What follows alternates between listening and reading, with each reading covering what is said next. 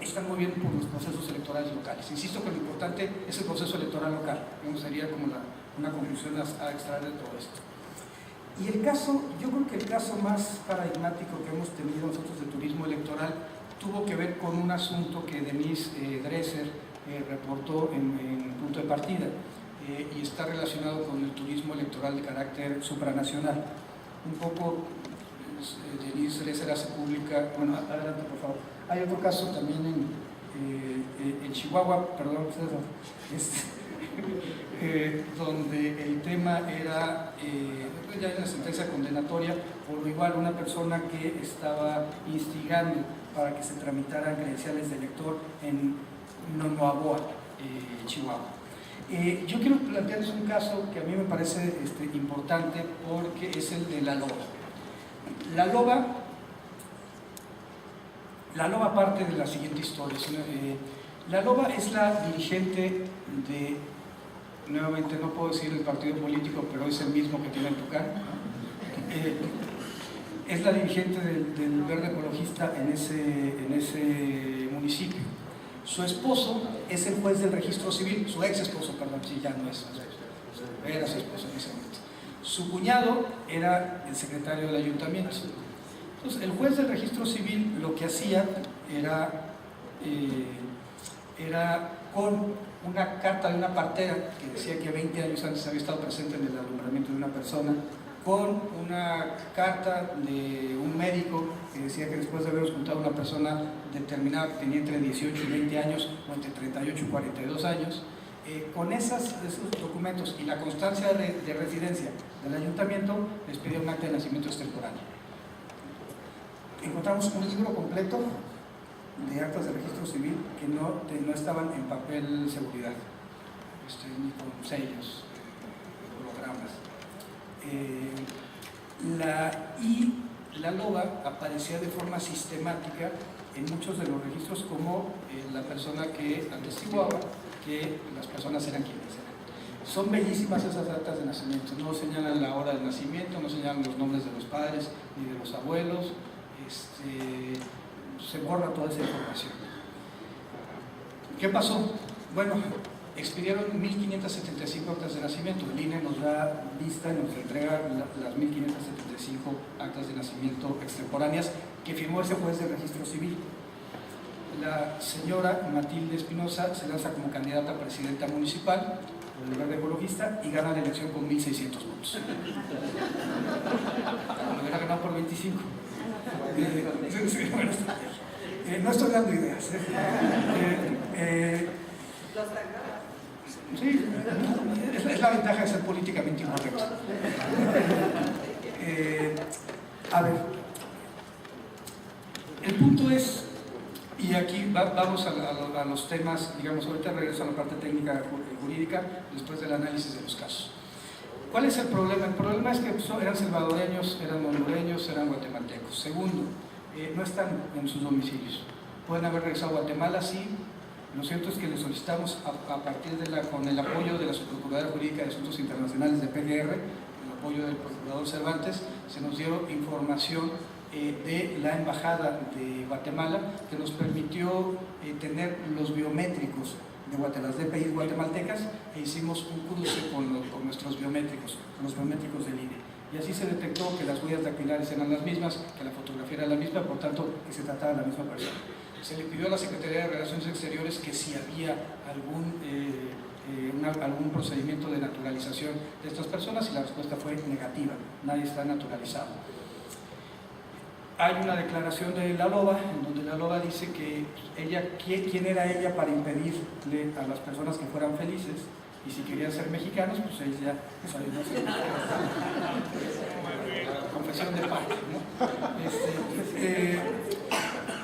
Para no hacerles el cuento largo, al final del día el problema es que ya lo tenemos en Mazapa, ya tenemos los primeros 4 vinculaciones a proceso en Mazapa de guatemaltecos dados de alto en Mazapa, ya tenemos 2 en Tapachula, ya surgió otro en Comitán.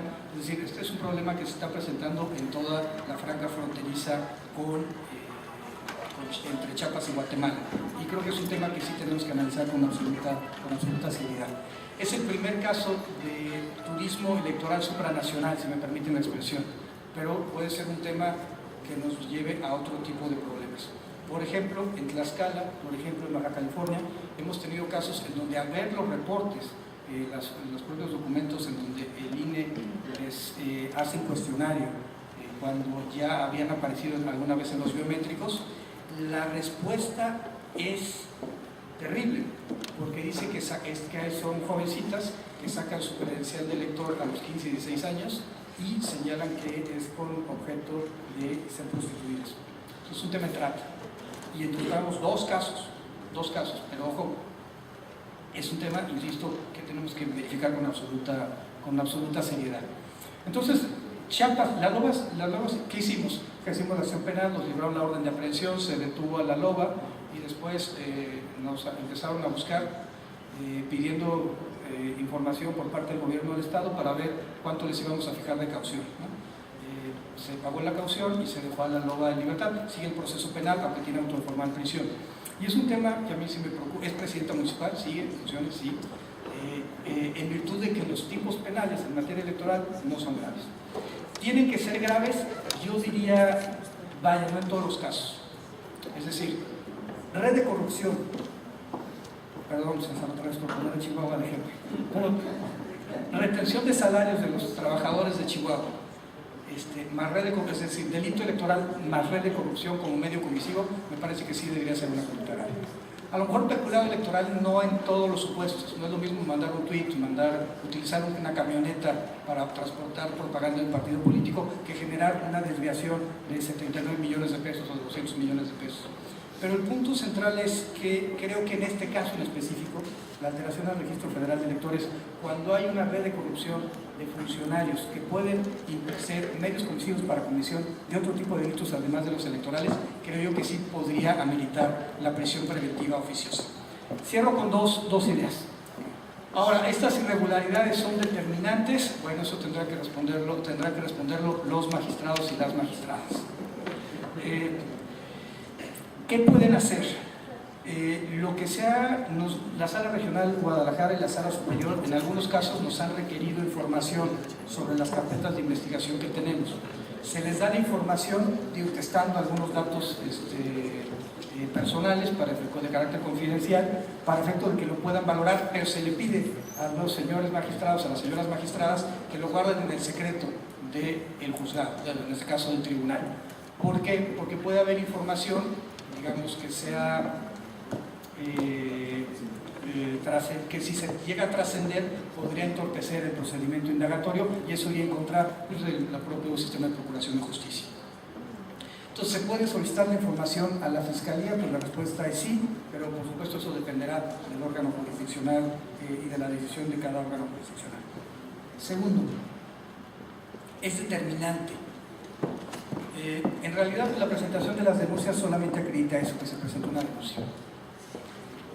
En todo caso, una sentencia condenatoria por parte de un juez penal, ya estaremos en otros puestos. Inclusive, yo les diría, un pliego de consignación finalmente es el punto de vista del Ministerio Público de que ya se ejerció la acción penal por haberse acreditado en el sistema tradicional tanto el cuerpo del delito como la probable responsabilidad, y en el nuevo sistema para la participación del hecho delictivo.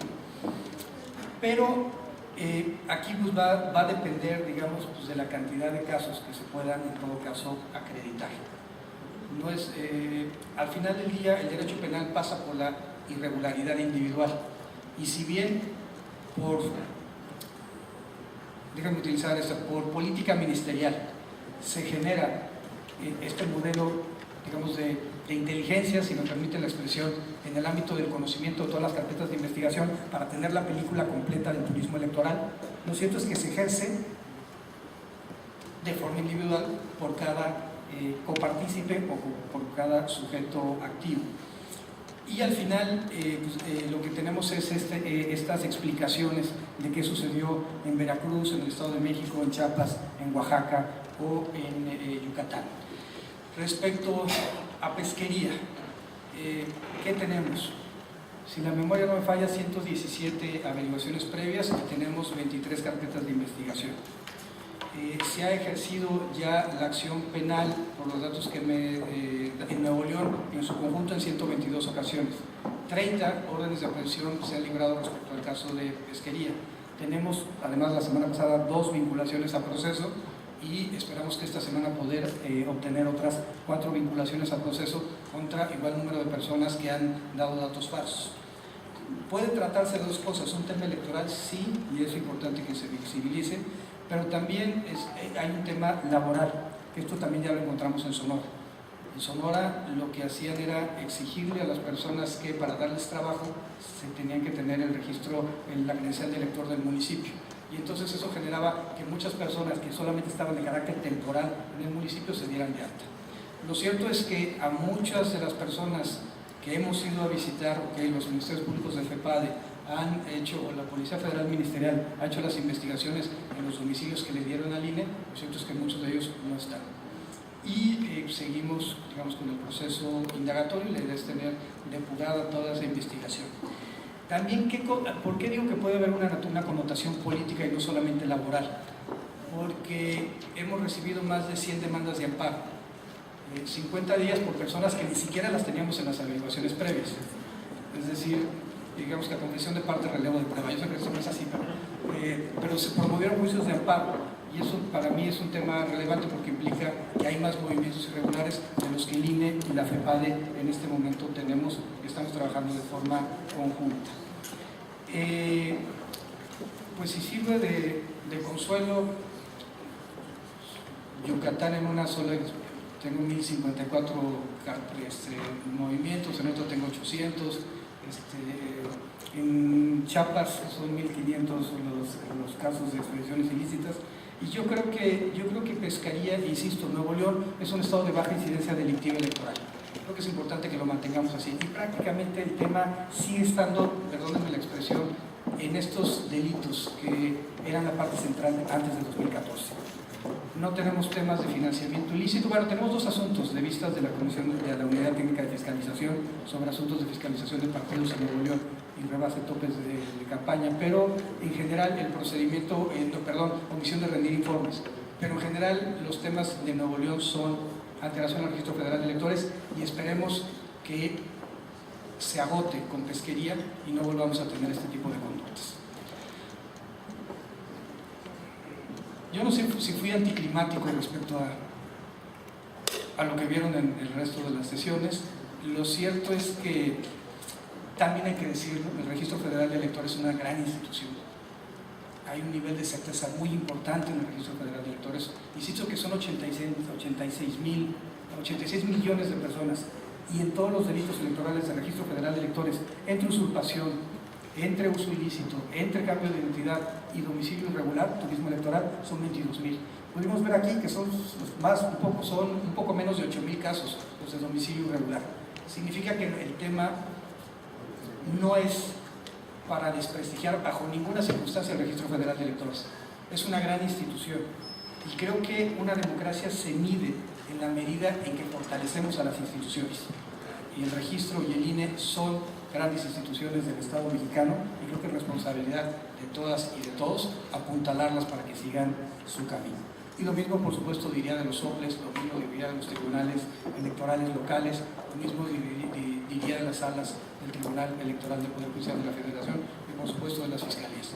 ¿Qué más? Me gustaría que llegáramos a 2018 con un compromiso de todos ir unidos, porque el proceso que vamos a tener no va a ser fácil. Y creo que la única forma de que todo salga de conformidad como queremos es simple y sencillamente cumpliendo con nuestras facultades. Yo creo que a nadie le sirve una FEPADE que no se pelee.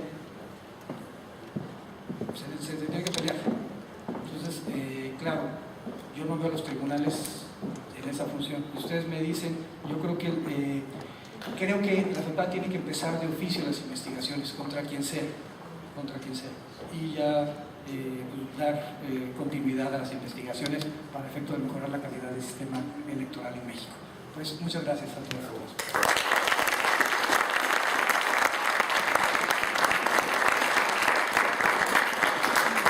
Gracias al doctor Santiago Nieto, y por ahí le estamos haciendo llegar algunas preguntas que el público nos ha estado solicitando su respuesta, doctor.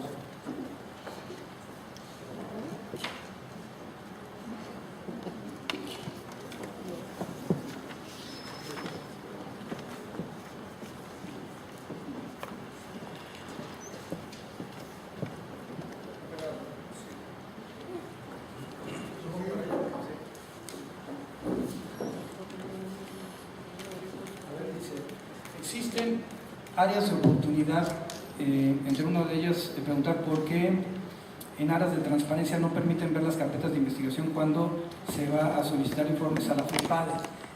Depende, a ver, si lo pide un órgano jurisdiccional sí se permite, si lo pide un particular no, en virtud de que hay una disposición legal del Código Nacional de Procedimientos Penales que estaba en el Código Federal que señala que hay un deber de sigilo de las carpetas de investigación.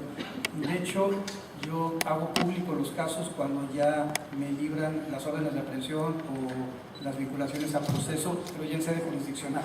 Digo, mientras están en el ámbito de lo ministerial, sin que exista orden de aprehensión, no lo hago. Bueno, lo hice una vez, me denunciaron.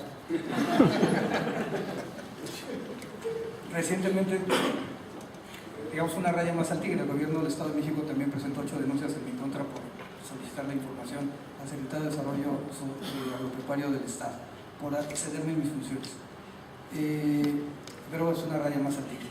¿Cuántos ministerios públicos tiene la FEPADE para todo el país? Podemos llorar juntos.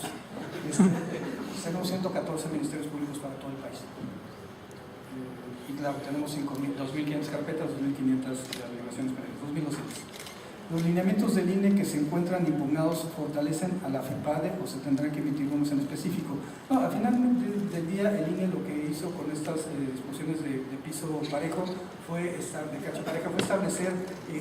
parámetros para efecto de que actores relevantes en el ámbito de lo político no aparecieran, para efecto de no generar una inequidad en la contienda electoral. Vamos a ver qué resuelve el Tribunal Electoral al respecto, no es que ya se haya pronunciado, que entiendo que todavía no.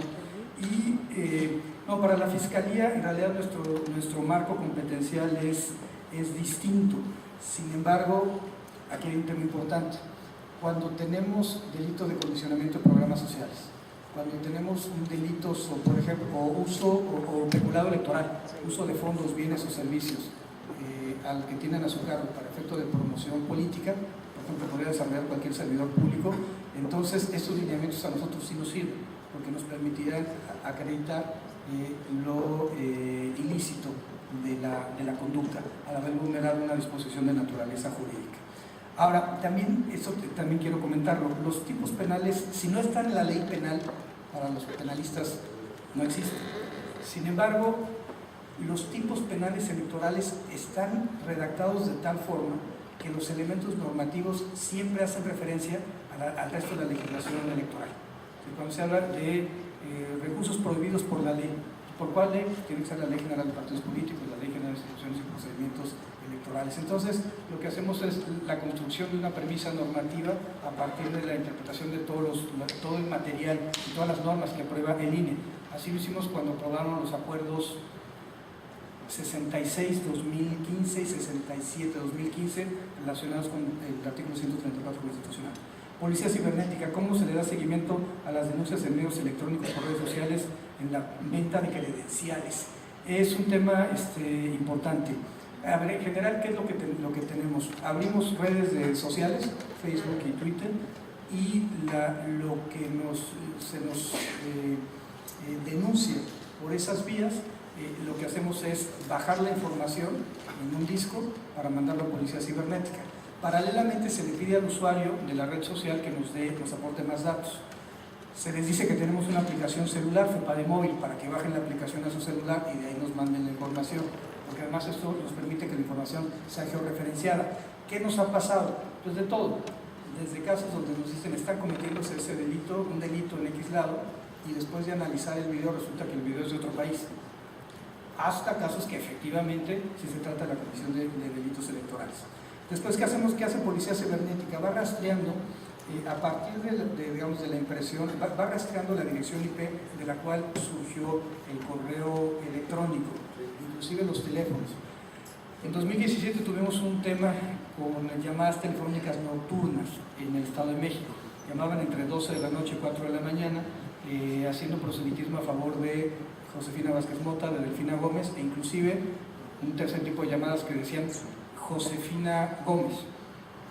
Era evidentemente guerra sucia, y lo que ahí se pidió fue al Instituto Federal de Telecomunicaciones, a IFT, y se pidió incluso un juez de control que nos permitieran conocer quiénes eran los dueños de esas líneas telefónicas, porque además era muy interesante. les ponían una máscara a la línea telefónica cuando le hablaban a alguien y podía registrar el número, era 000111222, es decir, ponían una máscara al teléfono para no encontrar. Lo que tenía que hacer policía cibernética es abrir esa máscara y encontrar cuál era el número, y a partir de ahí requerimos la información respecto a quiénes eran los dueños de esas líneas telefónicas. Eso, hay investigaciones que todavía siguen porque nos ha faltado esa información por parte del IFT. Pero en tema de venta de credenciales, lo que se hace es inteligencia. Es decir, alguien les manda un correo diciendo yo quiero que me vendan una credencial y se empieza a seguir la línea de investigación, ¿no? ¿Qué ha pasado con los casos de la credencial falsa de Javier Duarte? Había una de Tomás Yarrito. En realidad lo que tenemos de Javier Duarte nosotros es obstaculización de las tareas de los funcionarios electorales, por eso tenemos una orden de aprehensión en su contra. Cabe señalar que no era delito en Guatemala, no tienen un delito de obstaculización de las tareas de los funcionarios electorales, pero este fin de semana acabamos de detener el sábado en la noche al titular de la unidad de enlace de servicios de Cedesol, que era una gente cercana al señor Duarte y que se encargaba de los temas de condicionamiento de los programas sociales de Cedesol en 2013, por lo menos. ¿Qué impactos tendrá la implementación del Sistema Nacional Anticorrupción con la FEPADE? Lo que hemos hecho es vincularnos en contacto con la doctora Jacqueline Pechard, con Maricler Acosta, para efecto de que les estamos rendiendo un informe sobre el avance de las investigaciones sobre condicionamiento del programa social, especulado electoral y temas de financiamiento ilegal a las campañas electorales. Yo soy de la idea que la FEPADE, mi punto de vista es el siguiente: hay una vinculación indisoluble entre corrupción y delitos electorales. La corrupción empieza en las campañas electorales con las componendas en los partidos políticos, candidatos, tanto con empresarios como con delincuencia organizada, con los propios gobiernos. Lo que vimos en Quintana Roo y en Veracruz era que los propios gobiernos generaban sus empresas y después contrataban a sus propias empresas, a veces cruzados. Un presidente municipal contrataba a las del hermano del otro presidente municipal, pero a veces directamente se contrataba a la empresa fantasma. Lo encontramos también, está denunciado en Coahuila y en el Estado de México, con empresas fantasmas a las cuales se desvían los recursos.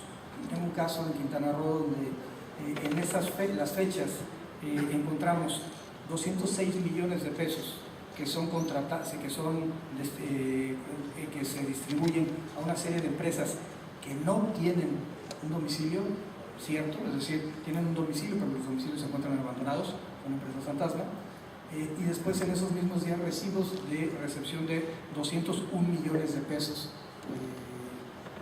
por parte de la campaña de un partido político en Quintana Roo. Seguimos con ese proceso indagatorio. La primera pregunta es simple matemática: eran 206, ahora son 201, ¿qué pasó con los 5? Pero el tema central es el tema nodal está en la corrupción. Entonces, ¿dónde se dan estas componendas? En el ámbito de las campañas electorales, y por eso el Sistema Nacional Anticorrupción tiene que tener una vertiente electoral. El auditor superior de la Federación ha acordado, no hemos firmado todavía el convenio, pero hemos acordado que nos va a dar vista de los asuntos donde hay una vinculación electoral, y trabajamos de manera conjunta con la Unidad Técnica de Fiscalización del INE en asuntos relacionados con fiscalización de recursos. Con el Consejo de Participación Ciudadana del Sistema Nacional Anticorrupción vamos avanzando también para efecto de generar un frente común de cara a las elecciones de 2018, donde yo creo que financiamiento ilícito, recursos de procedencia ilícita, peculado electoral, desvío de recursos, retención de salarios a trabajadores, son los temas que hay que enfrentar de forma más directa. Muchas gracias.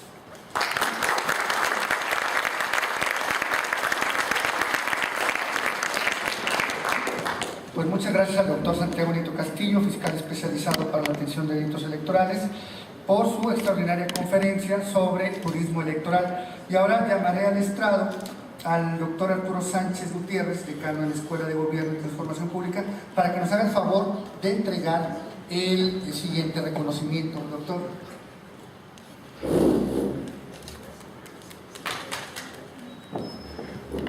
No me aguanto las ganas de dos palabras. profesor Jesús Cantú, de la Escuela de Gobierno, y yo tuvimos una conversación esta mañana y dijimos varias veces, recorriendo nuestra historia electoral, la importancia de la FEPADE en la evolución del sistema electoral mexicano. Nunca habíamos tenido una FEPADE proactiva, una FEPADE tan echada para adelante, que tocara estos temas con tanta nitidez y tanta transparencia, que le diera confianza a la autoridad electoral de que puede recargarse en la actividad de una fiscalía para poder tener certeza de hacer lo que le toca hacer a la autoridad electoral, igual al tribunal.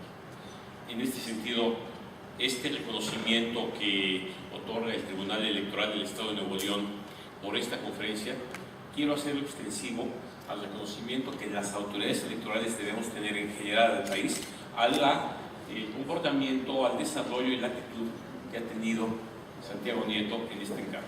Muchas felicidades.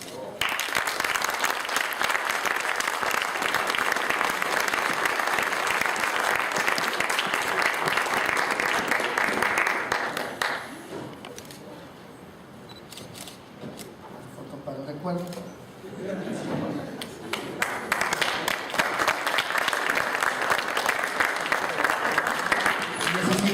Al final de los eventos y trabajos del día de hoy, agradecerles a todos los presentes por su asistencia y los esperamos en posteriores eventos. Muchas gracias.